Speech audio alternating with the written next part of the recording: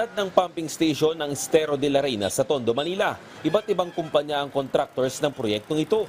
Ayon sa Department of Public Works and Highway, naglalaro sa 90 million hanggang 100 million pesos ang pondo ng mga pumping stations. Kasama sa kontraktor nito ay ang Alpha and Omega General Contractor and Development at St. Timothy Constructions.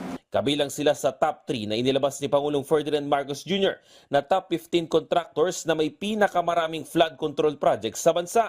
Ito rin ang kumpanyang binanggit ni Pasig City Mayor Vico Sotto sa kanyang social media post na iisa lang ang may-ari. Dagdag pa na alkalde na ang nakalaban niya sa pagkaalkalde ang nagpapaandar ng dalawang kumpanya at maging ang St. Gerard Construction na isa ring top contractor. Binisita rin natin ang website ng Department of Public Works and Highways at dito nga sa seksyon ng kanilang website na infrastructure makikita yung mga proyekto sa National Capital Region na natapos na noong 2024 at kung i-scroll down mo nga papunta sa pinakababa at number 24 ay makikita mo yung proyekto na nakalagay dito ay yung construction ng retarding basin at installation ng booster pump doon sa kahabaan ng Estero de la Reina. At nakapangalan nga yan sa Alpha and Omega General Contractor Development Corporation. Ito yung isa sa mga sinasabi ni Mayor Vico Sotto na pagmamay-ari din ng mga diskaya. At kung makikita nyo rin dito, tumataginting na 96 million ang presyo ng proyektong yon. Nang tanungin namin ang mga residente, isa o dalawang beses lang daw nagamit ang mga pumping station. Kabilang na dyan ang booster pump na nakapangalan sa Alpha and Omega Constructions. Pinapagana nila yung pumping station? Hindi pa ho. Simula?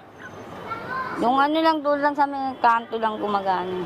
Yung kanto lang na yun. Oo. Yung iba? Hindi pa. Ano lang po, yung umpisa po na tinesting nila yan, isang beses po. Mga dalawa, ganun. Dalawang beses. Opo. Tapos? Pero ngayon hindi na po. Sinusubukan naman ng PTV News na kunin ang pahayag ng mga nasabing kumpanya pero hindi ito nagbigay ng pahayag.